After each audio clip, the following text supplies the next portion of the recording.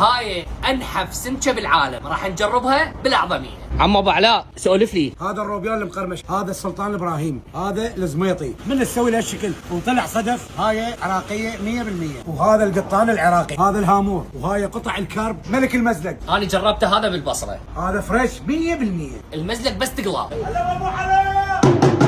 هذا الجري رقم 1 مالتنا، تفرج حمودي، كله فريش ثق بالله، من الجنوب، والله يحفظ لنا الجنوب ان شاء الله. من فضل الله عندنا طاوتين، طاوة الجري ببعض وطاوة السمك ببعض، وهذا الزيت تفرج قلبي كلش قد يتبدل الزيت عمو. هذا كل أمانة. امانه الله ورسوله، كل 3 ساعات 4 ساعات ابدله. هنا السمك بكل انواع يتقلى سويه، والثانيه هي طاوه الجري، طاوة فقط جري. لان هواي اكو زبائن ما تاكل السمك بدهن الجري، يعني مستحيل تاكلون سمك تقلى وما وياه ثم الاحمر حار بحار. مبلح وقبل الزيت حمودي قلبي تفرج، هاي القطعه بس قلبي، او هذا النويبي بس المزق يا ابو علاء. قبل ما هذا شنو الشعلله ومطرها رحمه الوالدين. ما بقى شيء، الخميس نعلن عنها. يا الله وين يابا الحلقوم. صديقنا المزلق بسم الله رهيب. يعني عود ليش اللي يلعبون حديد ياخذون اكبر قطعه موجوده بالميز؟ بس اسال متابعينك وين اعطي بزوري وما اكتب بالاعراب. عم ابو علاء اريد ينزل لكل زبون ومتابع مثل ما نزل لنا بالضبط. امانه الله ما يختلف عنا شيء نهائيا، بكان اكيد ميته العظميه بصف البنزيخانه مال العظميه. هاي بنزينه خانه العظميه، تفوتون باول فرع على اليمنى وعلى اليسرى موجوده ابو علاء. الله يرزقك حبيب عمو. حمودي على راسي الغالي، شرفتوني والله.